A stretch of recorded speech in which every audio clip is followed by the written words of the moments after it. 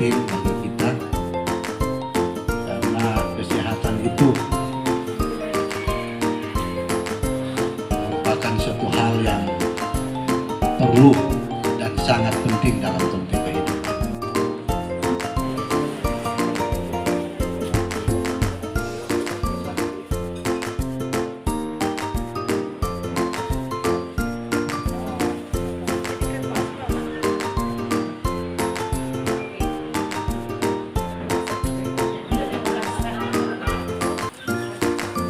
Desa yang sudah bisa melaksanakan ini kegiatan pelatihan seperti ini ada dari tahun lalu, akhir tahun lalu, awal tahun ini. Ada banyak desa yang ketika baku dapat Pak Kabin orang nanti mau baking ya, sampai sekarang belum tereksekusi. Dan Pepontolan termasuk yang pertama-pertama, karena belum banyak desa yang memang baking melaksanakan. Dan kami masih menunggu desa-desa yang lain untuk melaksanakan kegiatan seperti ini, karena cuma di paru-paru pakai bahasa Malayali juga bahasa Indonesia. Dia sebenarnya bukan cuma di paru-paru, tapi sebenarnya ada juga di organ lain. Kalau bahasa kedokterannya bilang pulmonal dan ekstrapulmonal. Pulmonal itu bahasa kedokterannya dengan arti lain paru-paru. Ekstrapulmonal itu jadi di luar paru-paru. Nah, jadi selain paru-paru, dia ada juga boleh tak kena di otak, di kulit, TBC kulit, TBC usus. Jadi ada beberapa organ yang bisa tak kena TBC. Cuma itu yang di luar paru-paru memang jarang sekali. Jarang ada, tapi jarang dibandingkan dengan tuberkulosis yang tak kena di paru-paru. Nah, kenapa DP insiden lebih banyak dari yang lain? Karena ini tuberkulosis paru adalah penyakit infeksi menular saluran pernapasan, khususnya di paru-paru. Nah, karena dia di saluran pernapasan itu baking banyak kasus. Jadi sama dengan COVID, DP penularan lewat kontak udara. Tetapi kontak udara yang bagaimana? Ini penyakit ini sering disebut paru-paru basah atau pakai bahasa hari-hari kan, paru-paru basah. Kalau dia bilang radang paru-paru, itu lain lagi, pneumonia. Kemudian orangnya bilang flek, karena kalau di hasil foto biasanya ada bercak-bercak. Jadi dapat lihat kali foto baru, yang top sekali orangnya bilang penyakit tiga huruf. Tiga huruf karena ya D, B, C.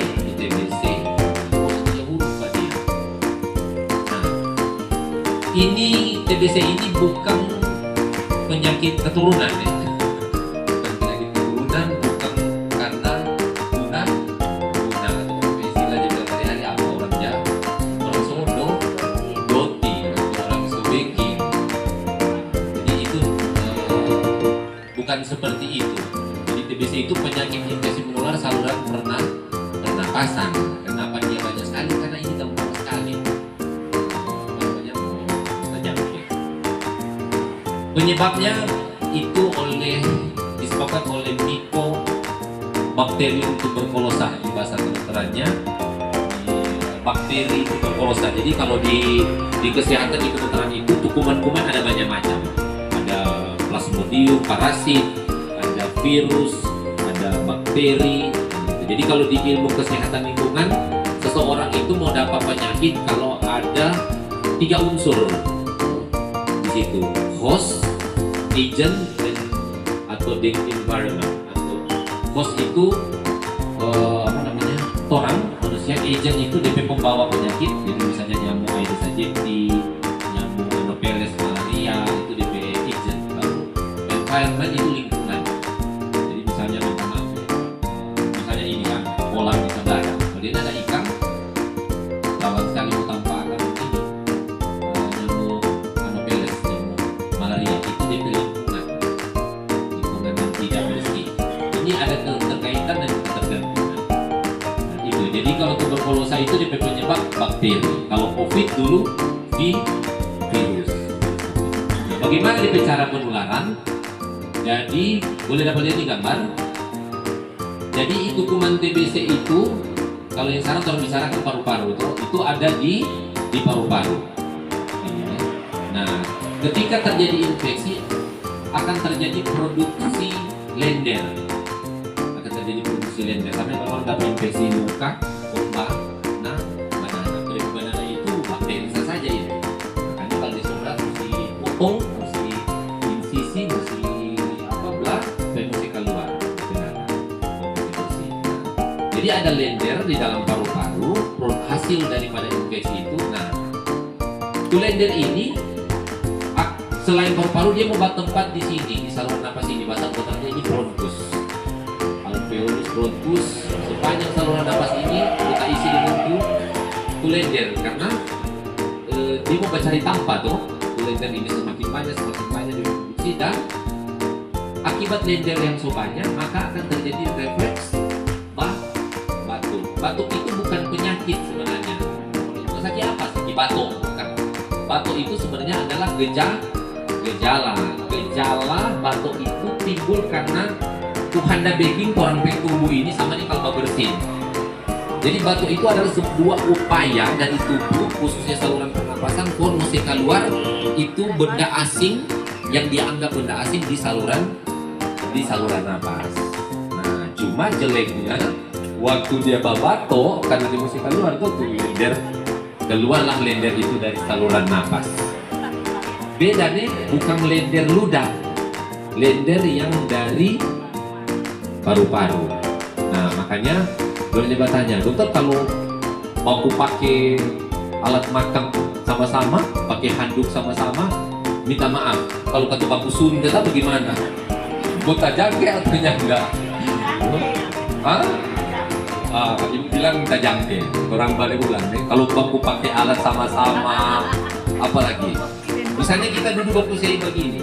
Semua langsung baku tajam. Bakteri itu ada di saluran pernapasan, kemudian di dalam lender yang dari saluran pernapasan ini. Nah, beda kembali kalau tambahkan tuh refleks batuk, dia mau kasih tak keluar di udara bebas. Oke. Dia tak keluar di udara bebas, kemudian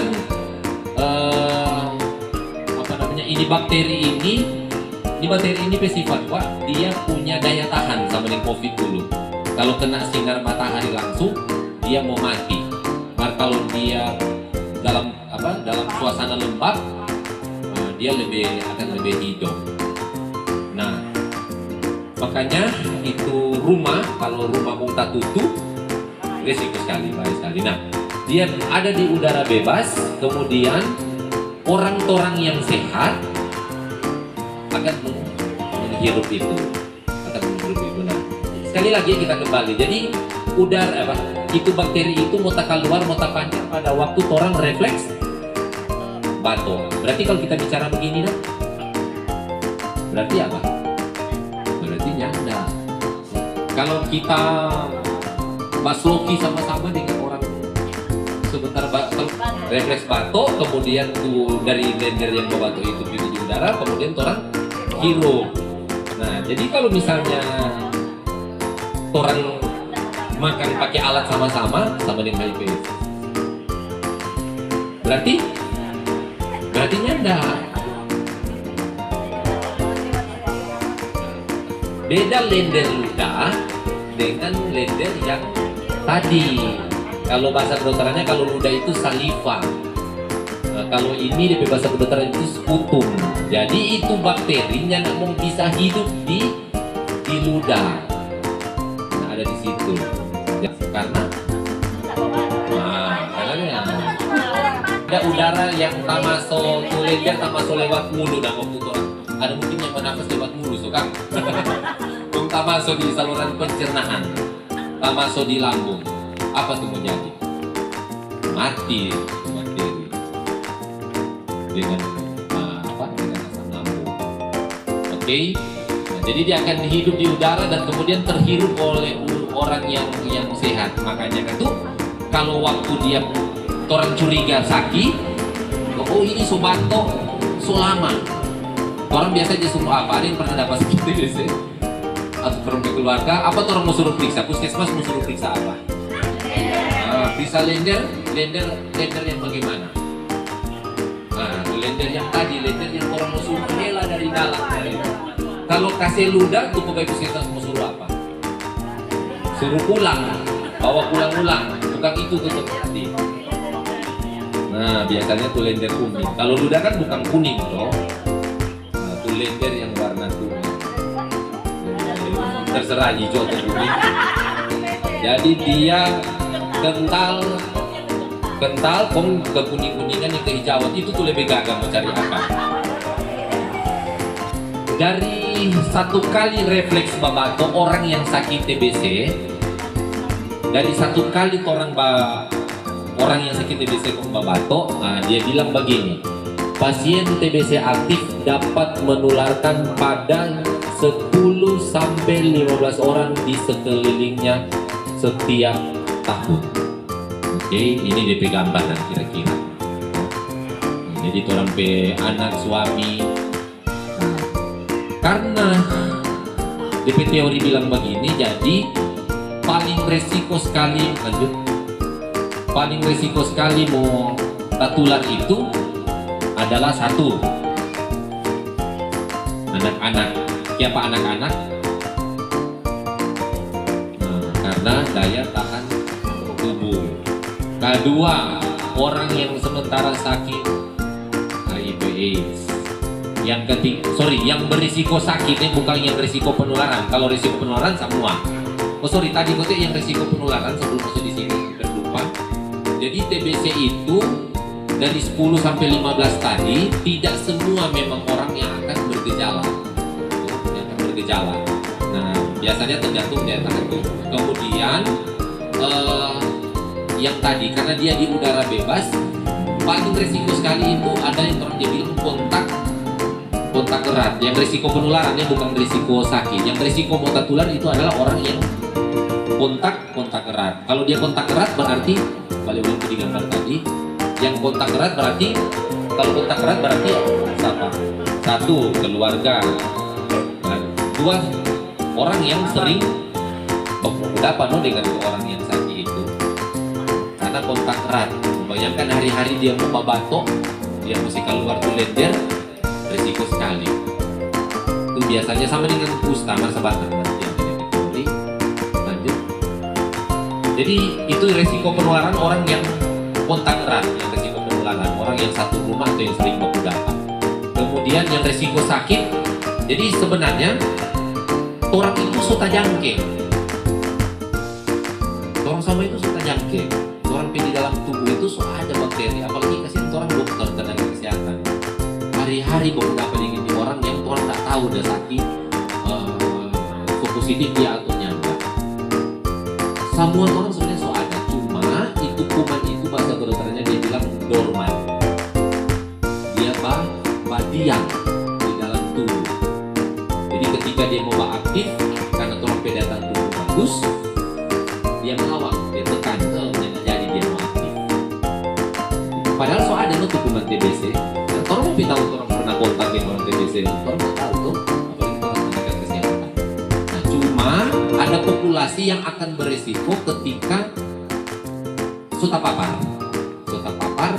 jangke, ada yang beresiko. Beresiko itu yang tadi pertama anak-anak karena daya tahan tubuh yang masih lemah. Nah, ada keunikan memang di anak-anak ini. Nah, kebanyakan ada yang bisa berlangsung bereaksi, tapi ada yang karena daya tahan tubuh bagus, memang nanti so dewasa baru dia timbul. Nah, ini jadi penilaian 4 orang loh. Kalau dia datang, dia misalnya datang umur 17-18, tanya keluhan apa, sudah ada bayangan kemungkinan sakit TBC. Serta tanya pada DP keluarga, ternyata DP mama dan papa pernah minum obat proyek sebelumnya, 10-15 tahun sebelumnya pernah minum obat proyek. Dan itu banyak, di tanpa praktik itu banyak. Berapa kali di tumpahan kita kirim, ternyata pernah kontak, pernah ditumpahan lagi itu ada kirim itu tumpahan. Dia datang, Dia datang yang mengeluh DP istri. Istri atau suami? Punya salah satu. Suami. Setelah kita tanya, DP istri itu 3 ke 4 tahun lalu ada berubah. 2 jam berdua. Oke, cuma Kusta dan TBC itu berhubungan. Yang diberikan untuk kami dari Puskesmas Tumpaan mengucapkan terima kasih atas adanya pelatihan ini, penanganan dan pelaporan penyakit menular TB, kusta dan malaria. Untuk pasien Popontolen, untuk malarianya ada 2 orang di tahun ini. Itu pasien malaria Vivax. Kemudian dia ini dari Papua. Nah, kami bersyukur Bapak hukum tuanya memilih perangkat-perangkat desa, kader-kadernya yang berkualitas pada saat Bapak hukum